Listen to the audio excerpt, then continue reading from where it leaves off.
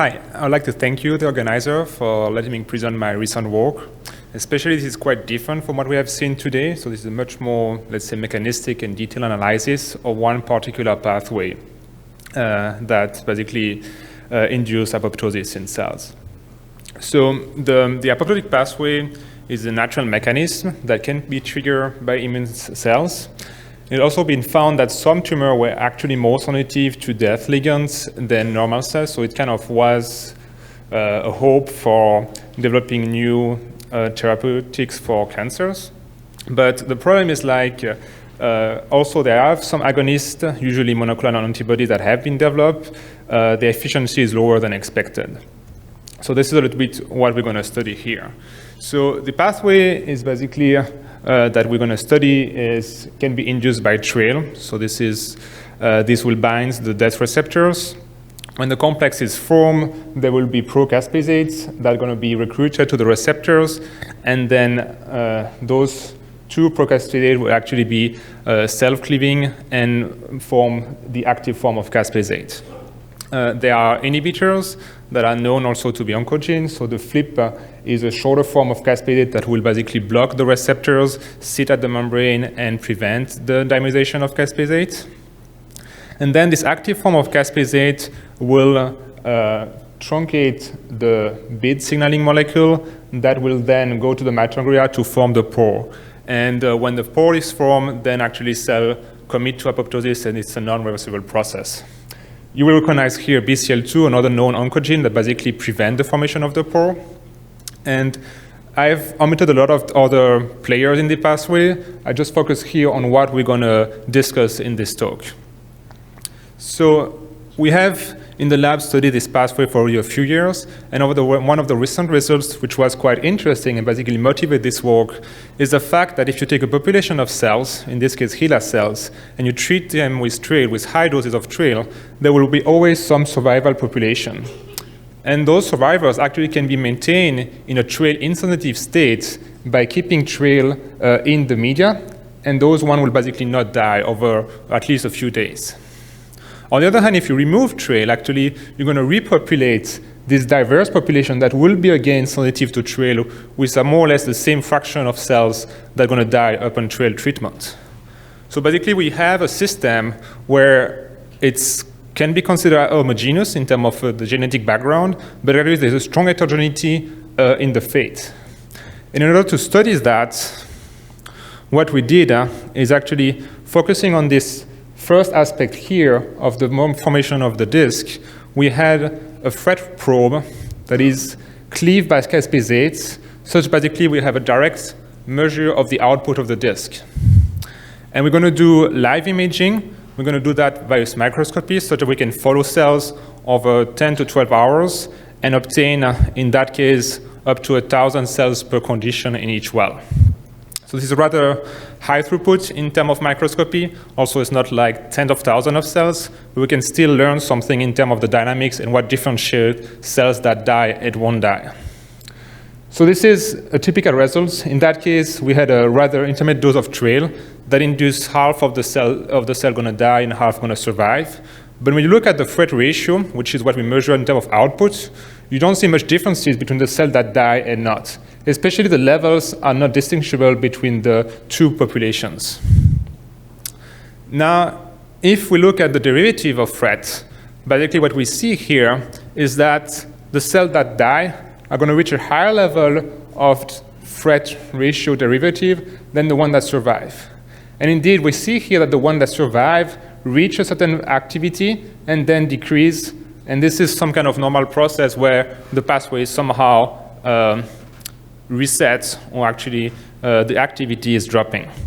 So what we see, we do have this rather nice cutoff that is classifying determining fate at 83%. And now we're going to interpret why the derivative is informative and how we can basically evaluate this value, or what does it mean, this value of the threshold. So the approach that I took is basically taking a very simple approach and saying, okay, we do have the ligand here, we have the formation of the complex, and if you take basic, so the simplest hypothesis is mass action kinetics, where the activity, so the caspase-8 active form, is going to be formed as T, basically it's a first order reaction, and therefore the threat ratio is going to be as T squared. It's a two-step mass action kinetics. And even if this is very simple, and obviously it doesn't capture any of the downregulation that occurs after a few hours, it's still something that we can reproduce with a much more detailed mechanistic model. So I won't enter into the details of the mechanistic model because of the interest of time, but I'm just going to tell you that, yes, this kind of T-square approach for the threat ratio is something valid.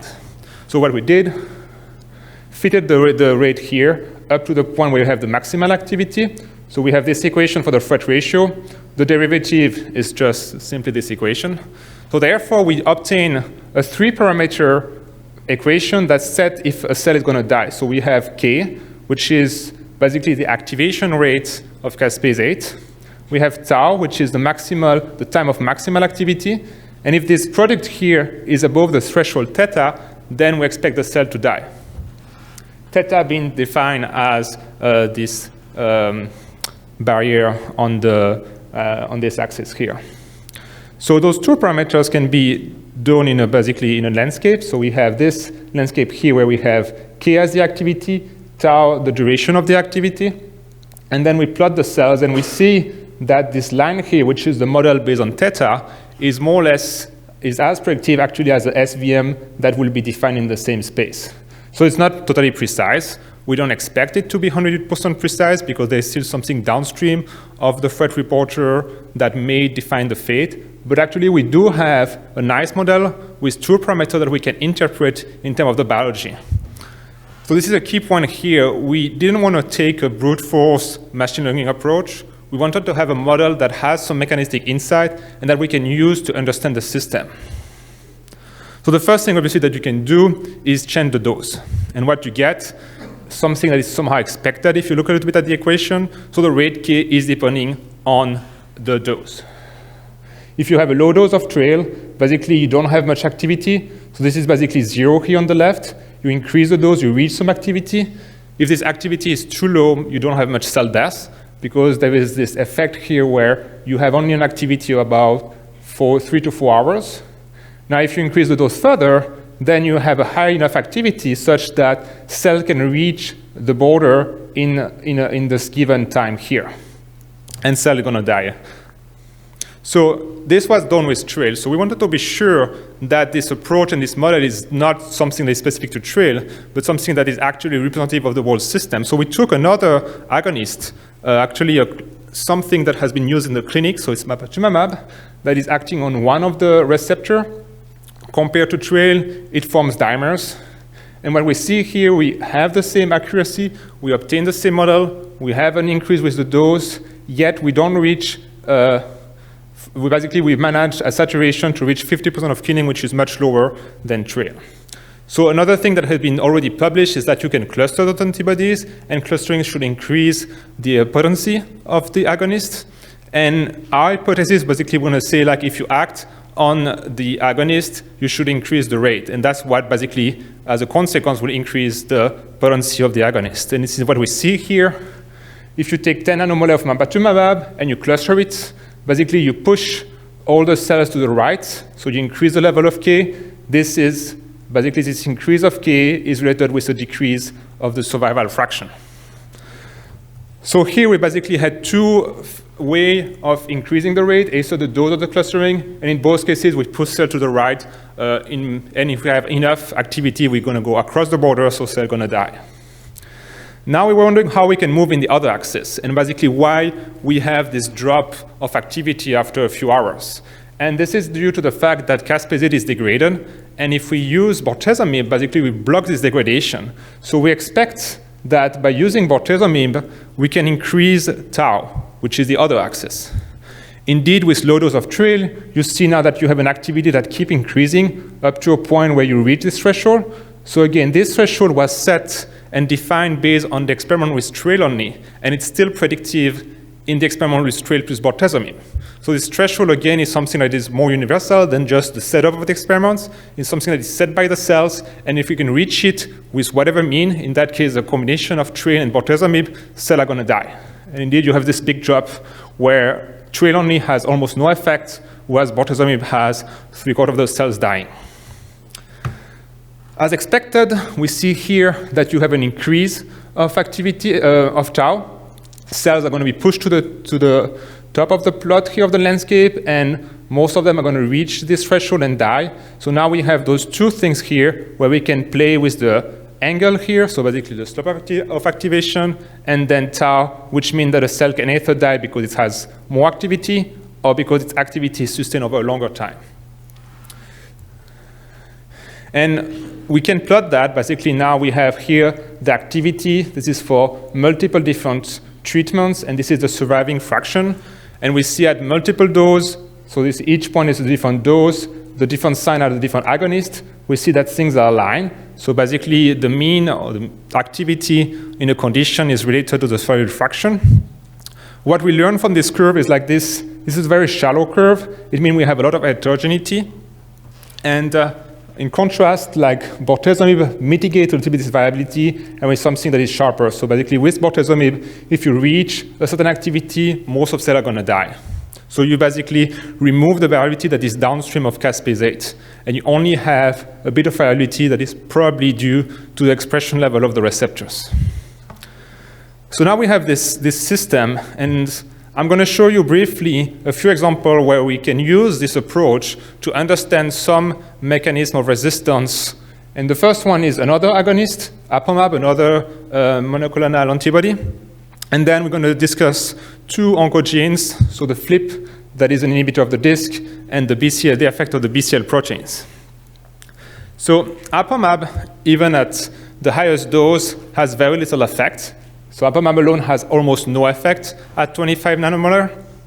And then what we try, obviously, is that as mavetumab, we cluster it. So we add the anti-FC clustering agents, and we increase a bit the activity. So you see some cells that show an activity, but it's not enough. So basically, the surviving fraction is not significantly different by clustering. So okay, we try to move to the right of the landscape by increasing the dose, by clustering, and we cannot do much on that axis. So what we could try is actually use bortezomib. So again, here we have apomab that lies well on the slope. We reach here saturation where you don't have much killing, but we expect that bortezomib should be able to push down and basically induce cell death. But this only in the clustering case. In the case of apomab alone, bortezomib should have no effect. So we tested that. Bortezomib alone, you see that you're pushing cells to the top, but again, there's too little activity, so none of them die, or very few die. But if you combine both bortezomib and the clustering engine, then you're able to push the cells toward the diagonal, and there you have a population that start to die because they do have enough activity due to the clustering agents, and this activity is sustained long enough due to bortezomib. So by doing that, we show how we can potentiate apomab. The second example is the FLIP proteins. So FLIP, again, is an inhibitor at the disc. So it competes with caspase-8, but it doesn't have this cleavage activity. So what you see here, basically, I don't go into the details, but we had an heterogeneous population. And what we have is also a marker to see how much FLIP is expressed in each given cell. So we can basically correlate the level of FLIP with the decrease in activity. And there is indeed a correlation. So the higher the level of FLIP, the lower the value of K. And indeed, this is high dose. This is 250 that almost kill all cells that are not FLIP overexpressing. Whereas here for the FLIP short, we have a decrease in activity. FLIP long, we have also a decrease in activity, but we are close to the border. So we say, okay, again, same trick, let's play with bortezomib because we cannot increase the dose here. It doesn't change anything. But surprisingly here, what we see is that bortezomib has no effect on FLIP short, while it has a strong effect on FLIP long. So how can we explain this difference? And briefly, this difference is due to the fact that FLIP short is stabilized by bortezomib, whereas FLIP long not. So if you stabilize FLIP short, you increase the level of FLIP short. If you have higher level of FLIP short because it's correlated with the level K, what you do with bortezomib in that condition is you push cells a little bit to the left. You push them up because of bortezomib, but as you increase FLIP short, you also push them to the left. So you kind of keep them on this region of cell survival. Whereas for FLIP long, there is a little bit of shift to the left, but not that much, and mainly you push cells up, which means that they die.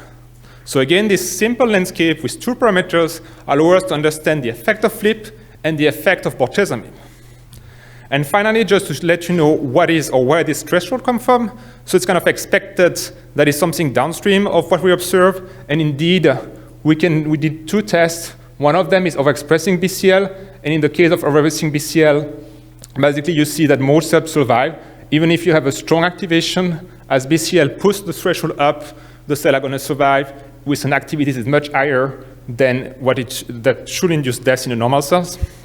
And the converse is actually using a BCL inhibitor called ABT, and in that case, you can decrease the threshold, meaning that cells that should not die because they have a too low activity can die. So you push things a little bit left to the right, and that's what you see here. So to conclude, just briefly mention that we developed a quantitative framework.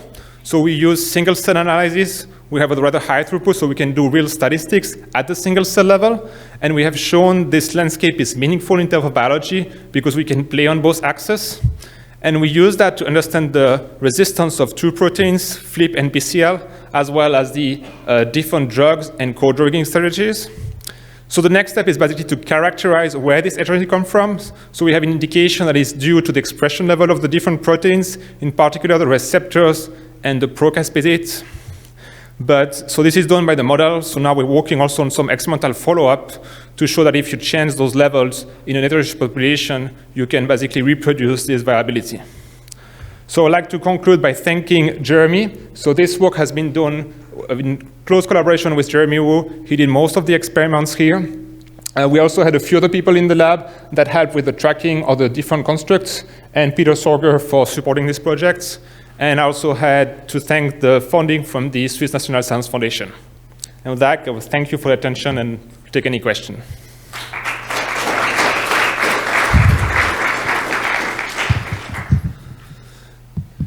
Thank you, Marc. Very good talk. I think it was the last slide that you mentioned that the mitochondria is responsible for the for defining the threshold. What do you mean by that? So. How much? Yeah, so basically we do have a reporter at the activity of the caspase-8, and basically that feeds in the mitochondria. So what you could expect is like, when you reach a given activity, then cell gonna die. And this should be set by something downstream. It's a rather like sharp threshold. So just gonna go to that slide here. So what we did is like, okay, this is basically the data that I should have shown if you had enough time.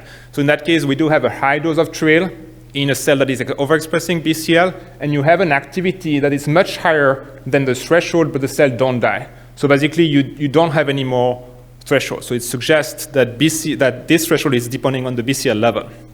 And the other way around is using ABT. So ABT inhibit BCL. So basically, you kind of artificially decrease the level of BCL or the potency of the BCL proteins, and you see the reverse thing, meaning that some cells that don't reach the threshold are going to die. So they have a lower activity and they die even if they have a lower activity. So that's how we basically suggest that this threshold is depending on the mitochondria, as shown by BCL. There may be other factors, obviously. There are BCL-XL, so I have shown here BCL-XL and BCL2. There is MCL1 also that is involved in those anti-apoptotic. And we do have also in the lab a lot of work on the stability of BID that is probably also suggesting or has an impact on the threshold. Hi, I have a question about, bortezomib is a protease inhibitor, so yeah. It will inhibit the degradation of many proteins. It's known to induce apoptosis by several mechanisms. What makes you think that the effect on caspase-8 is the only explanation for what you see, or there might be other downstream effects? So this is indeed a very good question, something that we have to address in a way or another. So I won't claim that bortezomib is the triggering of cell death. I think that this system showed that the effect of bortezomib on tau is enough to explain cell death in that particular context. So we're talking a rather short time scale, so it's like 3 to 4 hours, and we see that the effect of bortezomib is consistent with our model, but there's obviously other effects that we cannot capture here. Hey Marc, interesting talk. I'm wondering if I understand correctly, you're saying the cell decided, or rather the apoptosis decided based on the speed, right? How fast things are going up. do you mean that there is a mechanism in the cell that differentiate the signal or differentiate the caspase-8? And what do you think that mechanism would be? So I'm not sure that there is a clear mechanism as you may intend it. So what we have to know to basically understand this difference here is that TBID, which is just downstream here, so basically TBID has a rather short half-life. So we do have the FRET reporter, which is stable, so it's kind of integrates the caspase activity, and we do have TBID that is short. So TBID can be, basically we can expect the level of TBID to be related to caspase activity. And then you have, at the mitochondria, some kind of competition between the level of TBID and BCL. So that's where it sets the threshold, actually. When you have a level of TBID that is higher than the BCL, you're going to start to form pores. And that seems to be very consistent with kind of our understanding of the system. So you basically need to have enough caspase activity such that the production of TBID is higher than the degradation of TBID, and then this needs to overcome the level of BCL, and therefore trigger MOMP. Thanks, Mark. Thank you. We're running a little behind schedule. I'd like to invite the